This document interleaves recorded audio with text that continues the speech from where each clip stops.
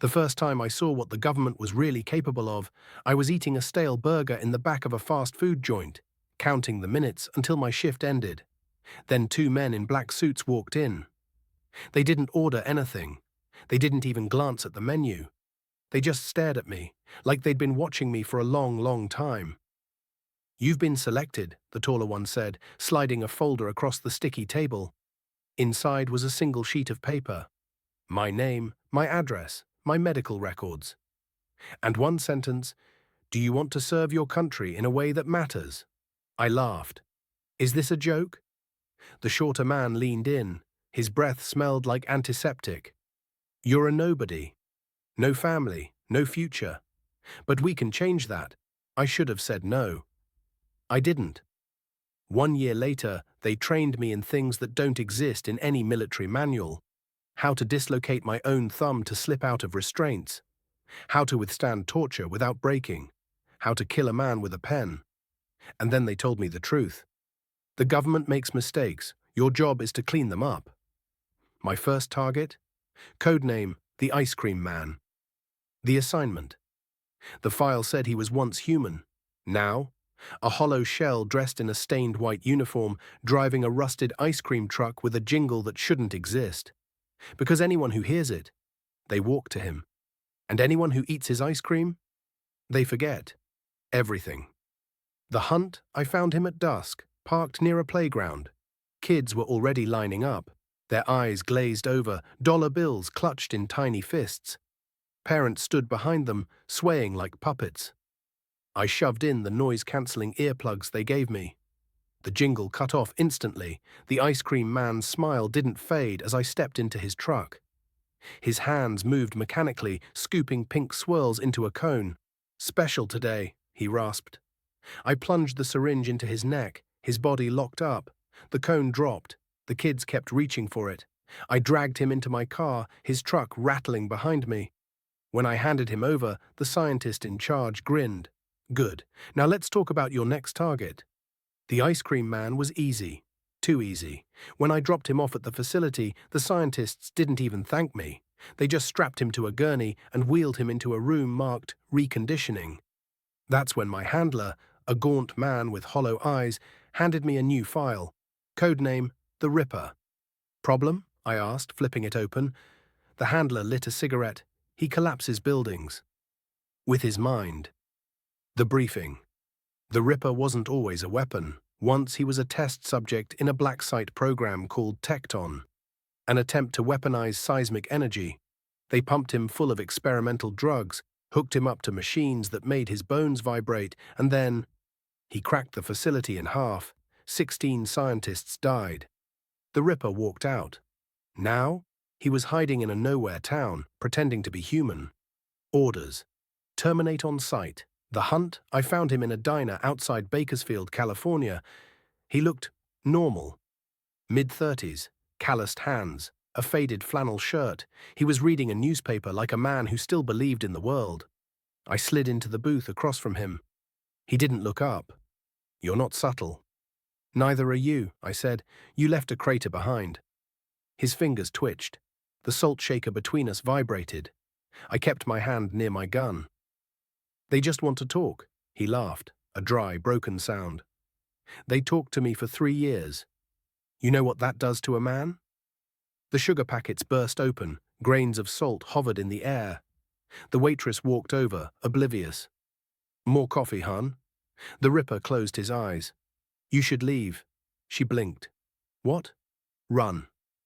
The floor rippled, plates shattered, the diner's windows exploded outward in a hail of glass.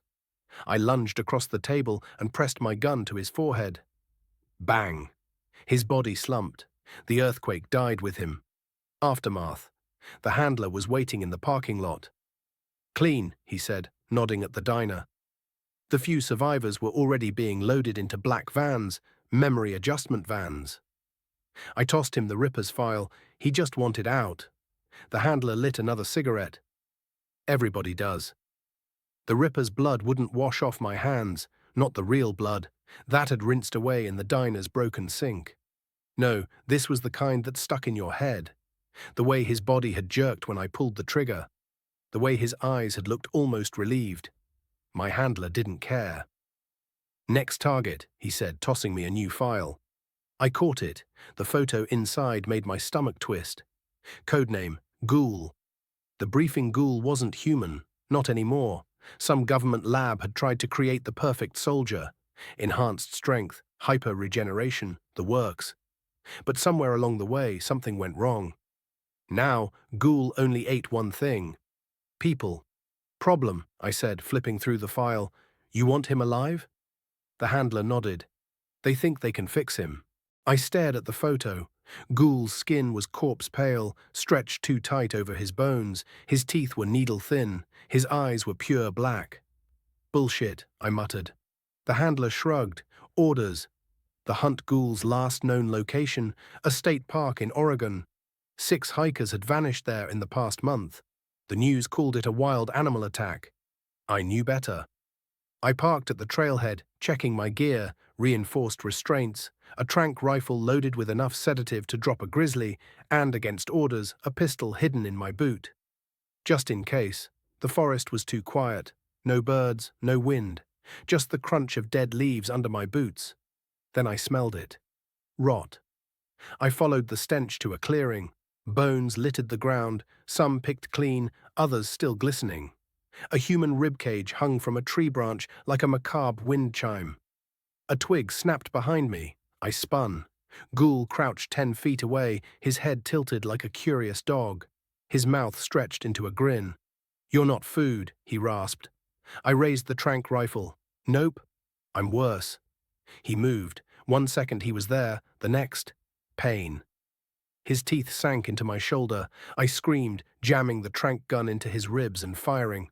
Ghoul snarled, tearing free. The dart stuck in his side, but he didn't go down.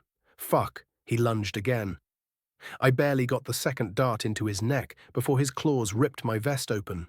Ghoul staggered, blinked, then collapsed on top of me. I shoved his limp body off, gasping. Blood soaked my shirt. My vision swam, but I'd done it. Ghoul was alive. For now. Aftermath. The extraction team found me half-conscious, leaning against a tree with Ghoul's restrained body at my feet. One of the medics whistled. "You're lucky he didn't eat your face." I laughed weakly. He tried. As they loaded Ghoul into a black van, my handler appeared. "Good work," he said. Then quieter, "They're assigning you to Romeo next." I groaned. "The charmer?" He smirked. "Try not to fall in love." The wound on my shoulder still throbbed when the dossier landed on my desk. A single photograph stared up at me, a man so beautiful it hurt to look at him. Chiseled jaw, golden hair, eyes like melted honey. Codename Romeo. My handler smirked. "Try not to swoon." I flipped open the file. "What's his deal? Chemical pheromones? Hypnosis?" "Worse," he said. "He's perfect." The briefing Romeo was designed to be the ultimate honeypot. A living weapon tailored to seduce diplomats, spies, anyone with secrets. But his creators made one mistake. They didn't limit his charm to just women. Now he'd charmed his way out of containment, leaving a trail of ruined marriages and hollow-eyed admirers across 3 countries. Orders: retrieve alive. Do not make eye contact. The hunt I found him at a gala in Monaco, holding court in a bespoke tuxedo. A dozen guests orbited him like moths to a flame, hanging on his every word. I adjusted my earpiece. "I'm in position." Static crackled. "Remember? Yeah, no looking at his—" Then he turned and smiled at me. My breath caught. Every cell in my body screamed to move closer. I bit my cheek until I tasted blood. Romeo's smile widened.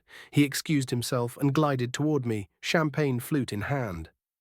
"You're new," he purred. His voice curled around me like smoke. "American, yes? Let me show you the gardens." I forced myself to stare at his Adam's apple. Pass. His laugh made my knees weak. "Oh, I like you."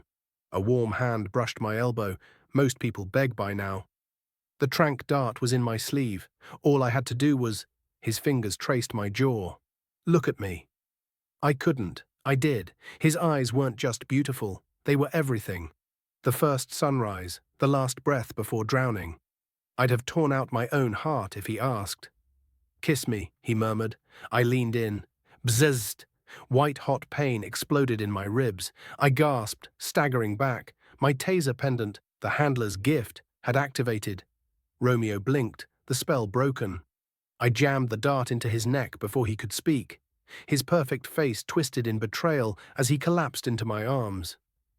Aftermath, the debriefing room stank of antiseptic and regret. My handler tossed me a whiskey. You looked, I drained the glass. Fuck you, he chuckled. Wait till you meet Delilah. The whiskey burned my throat, but not enough to erase Romeo's voice from my head. Kiss me. I shuddered and poured another drink. My handler watched me, amused. If you think that was bad, he said, sliding a new file across the table, wait until you meet this one. I flipped it open. A ventriloquist doll stared back, codename Delilah. The briefing, Delilah wasn't alive. Not exactly. Some lab had tried to weaponize hypnosis by embedding it in something innocuous. A child's toy. They succeeded. Too well.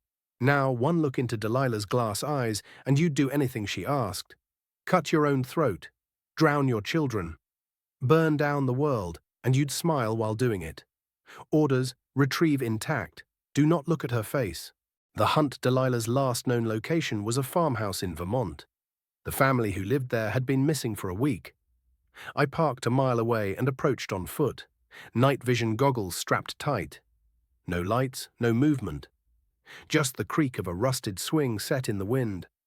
The front door was unlocked. Inside, the stench hit me first, coppery and sweet. Then the art. The walls were painted in blood. Not splattered, designed, swirls and symbols that made my eyes ache. In the center of the living room, 3 bodies sat at a dinner table. Their faces were frozen in ecstasy. Their hands were clasped in prayer around their own severed tongues. A giggle echoed from the hallway. You like it? The voice was a child's. Sing-song, innocent. I kept my goggles on, staring at the floor. Delilah. Do you want to play? The doll sat on a rocking chair, dressed in lace. I could feel her gaze even through the goggles. I pulled out the blackout bag. Game's over. But we just met. She pouted. Look at me. My hands twitched toward my goggles. Number I lunged, bag outstretched. Delilah moved, not like a doll, like a spider. She skittered up the wall, her porcelain face twisting into a snarl. Look at me. I grabbed the fireplace poker and swung blind. Crack. The doll's head split open, sawdust and something black oozed out. She screamed, a sound like nails on glass, then went still. Aftermath. Back at the facility, the scientists peeled off my goggles. You broke her, one hissed. I shrugged. She was ugly anyway. My handler pulled me aside. We've got a new problem, he muttered. Delilah had a partner. He handed me a blurry photo, a man walking through a solid wall. Codename. Phantom. The facility lights flickered as I studied the photo. A man mid-step, his body half submerged in a concrete wall like it was water. Codename Phantom. My handler tapped the file. He was Delilah's keeper, and now he's pissed. I rubbed my temples. Let me guess. Orders are to bring him in alive. Worse, he lit a cigarette. He wants to talk to you. The briefing Phantom wasn't an experiment. He was an accident. Some black site lab had been testing phase shift technology, soldiers who could walk through walls. They succeeded once. Now Phantom could disintegrate matter at will. Bullets passed through him, walls couldn't hold him, and after Delilah's death, he'd started leaving messages. For me. The hunt. The first note appeared in my locked apartment. She liked you. Pity. Written in what looked like blood. The second was pinned to a corpse in an alley, a scientist from the Delilah Project. Come alone, or more will die. I found Phantom in the ruins of the lab that created him. He stood in the middle of a containment cell, the steel walls bending around him like taffy. You took your time, he said. His voice buzzed, wrong, like 2 radios tuned to static. I kept my gun raised. You wanted to talk? Talk. Phantom tilted his head. Delilah was just the messenger. There are others. Others? He smiled. The walls screamed as he stepped through them toward me. The ones who got away. The revelation. The file he gave me was thicker than any I'd seen. Page after page of code names, photos, locations, Mimic, the twins, the Hollow Man, dozens of experiments the government had lost. Phantom watched me read. They're organizing, and they know your name. I looked up. Why tell me this? His form flickered like a bad signal. Because you're one of them. Aftermath, I burned the file, but not before memorizing every page. My handler found me vomiting in the facility bathroom. Bad tacos? He asked. I spat into the sink.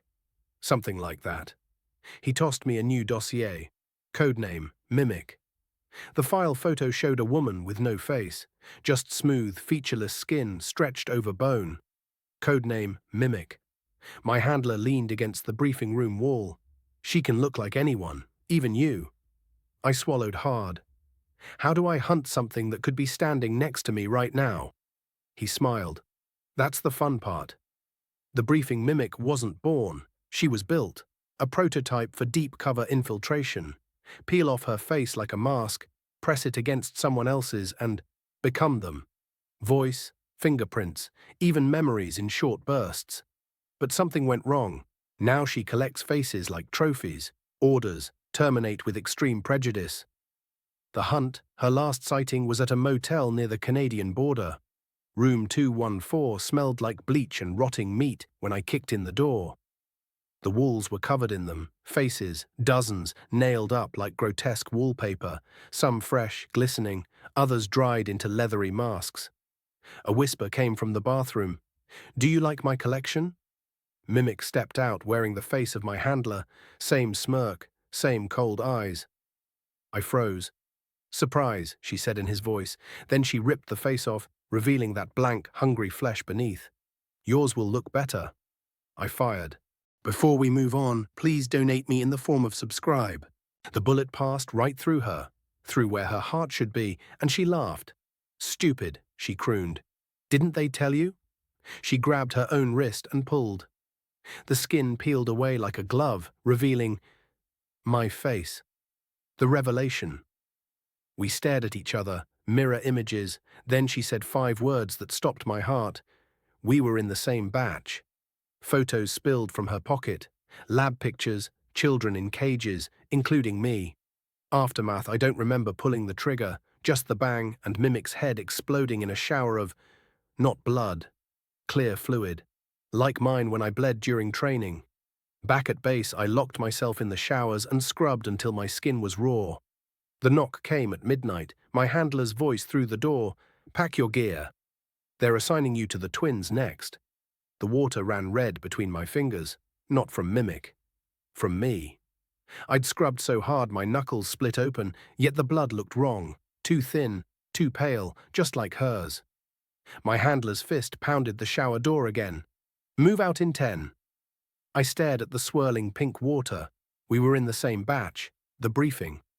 The file on the twins was disturbingly thin, 2 photos paper-clipped to a single page. A boy, maybe 12, with hollow eyes. The same boy. Same hollow eyes. Notes, subjects, exhibit shared consciousness across multiple bodies. Extreme psychological hazard. My handler wouldn't meet my gaze. They got loose during transport. Last seen near the old Oak Ridge orphanage. Something cold slithered down my spine. Why does that name sound familiar? He slammed the file shut. Don't ask questions you don't want answered. The hunt. The orphanage stood in ruins, its boarded windows like clenched eyelids. Inside, the walls were covered in writing. The same phrase over and over in perfect identical handwriting. We remember you. A child's laugh echoed down the hallway. I turned and came face to face with myself at age 8. The boy tilted his head. You forgot us again. Behind him, dozens of identical boys stepped from the shadows, same face, same voice. We remember the needles. We remember the dark room. We remember her. One reached into his pocket and produced a photograph. A woman in a lab coat holding a squirming infant. Me, the revelation. The twins spoke in unison, their voices layering into a nightmare chorus. Project Lazarus. Batch 17. 20 subjects. Only we survived. The photograph trembled in my hands. The infant had a barcode tattooed on its wrist, just like mine, just like Mimic's. The nearest twin touched my cheek. Come home. The choice. My gun felt heavier than ever. The twins watched, unblinking, as I raised it. One smiled. You'll remember eventually. I pulled the trigger. Aftermath. The facility's decontamination showers couldn't wash away the truth. My handler debriefed me through the glass. Forget what they said. It's just programming. I held up my wrist. The barcode they'd always told me was a birthmark. Then what's this? Silence. He walked away. The barcode on my wrist itched like an open wound. I sat in the empty briefing room, staring at the new file. Codename, The Hollow Man. No photo, just a single line of text. He takes what makes you human. My handler walked in, tossing a syringe on the table. Memory suppressants, you'll need them. I pushed it away. I'm done with lies. He sighed. Then you're already dead. The briefing. The Hollow Man wasn't a man at all. He was a void. A walking neural vacuum created to erase enemy spies. Not just kill them, but unmake their very identities. Until he turned on his creators. Now he roamed the abandoned Blackwood Asylum, drawing lost souls into his embrace. Victim profile. All found alive, all with perfect physical health. None could remember their names. Orders, terminate on sight. Do not let him touch you. The Hunt Blackwood's iron gates shrieked as I forced them open. The asylum hallway stretched into darkness, lined with patient portraits, all with their faces scratched out. A whisper echoed from the surgical wing. Come home, Subject 17. My blood turned to ice. That was Mimic's batch number. I followed the voice to an operating theatre. There, strapped to a gurney, was a man with no face. No, worse, his features kept changing, flickering through countless identities like a broken projector. The Hollow Man turned his head. You don't remember me. His voice was a chorus of stolen memories. Let me remind you. The revelation, his hand grazed my temple, and the world split open. Flash, a bright room, children in cages, a woman's voice. Batch 17 shows promise. Flash, needles, screaming, my screaming. Flash, the twins holding my hands as we prayed for death. I wrenched away, gasping. The Hollow Man loomed closer. You asked to forget. I made you forget. My gun shook in my hands. Why? His shifting faces settled into mine. Because the worst is yet to come. The escape I fired blindly. The Hollow Man screamed, a sound like 1,000 minds unraveling as the bullet tore through his stolen faces. I ran.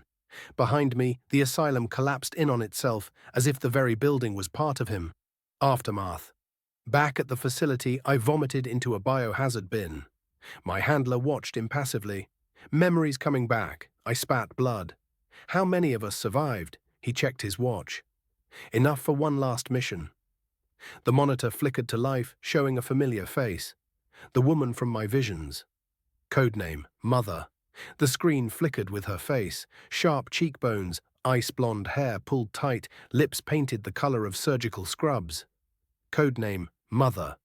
My handler didn't meet my eyes. She's waiting for you at Site Gamma. I crushed the memory suppressant syringe under my boot. Good. The briefing Site Gamma wasn't in any database. A skeleton crew led me through sterile halls lined with containment pods, each holding a frozen child. Batch 1 through 16. All failures. At the end of the hall, a single pod stood open. Batch 17. Mother turned from the observation window, her smile clinical. Welcome home, Subject Delta. The Hunt. She didn't run, didn't call security, just poured tea as I aimed my gun. You always were my favorite. The first memory hit like a bullet. Her hands adjusting the IV in my arm. Her voice, pain is just data, Delta. The twins screaming as she took them apart. I pulled the trigger. The glass teacup shattered. Mother sighed. After everything I built in you, this is your gratitude. The walls breathed. Alarms wailed as the other pods began opening. The revelation, they came shambling out, batch 1 through 16. Rotting. Perfect. Hungry. Mother pressed a scalpel to my barcode. You were meant to replace me. The first failure lunged, teeth snapping, and I remembered. Not a victim, a successor, the choice. The facility burned behind me as I staggered into dawn. In my pocket, Mother's keycard. On the monitors behind her corpse, batch 18, online. The keycard burned in my pocket. Behind me, site gamma smoldered, batch 1 through 17 reduced to ash and screaming metal. Ahead, the road stretched empty under a blood-red dawn. I didn't remember driving here.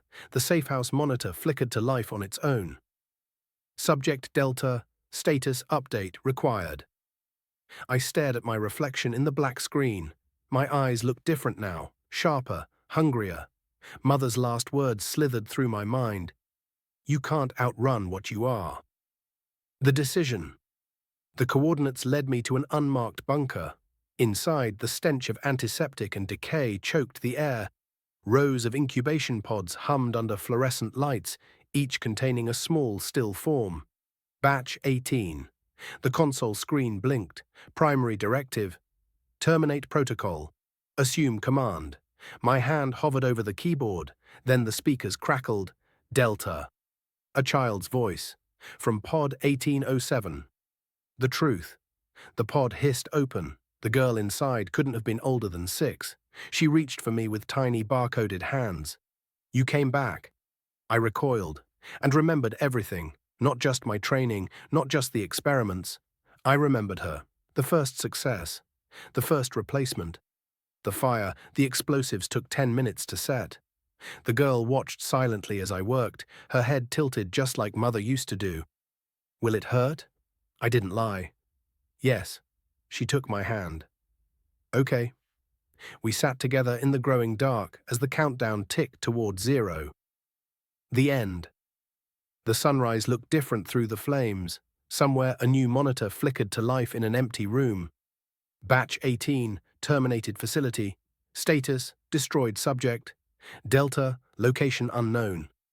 The girl's small hand still clutched mine as the world burned away. Will we forget again? I closed my eyes. Never. Epilogue. The news report plays in a dim motel room. Mysterious explosion at a private research facility. Authorities report no survivors. A barcoded wrist reaches out, changes the channel. Before we move on, please donate me in the form of subscribe.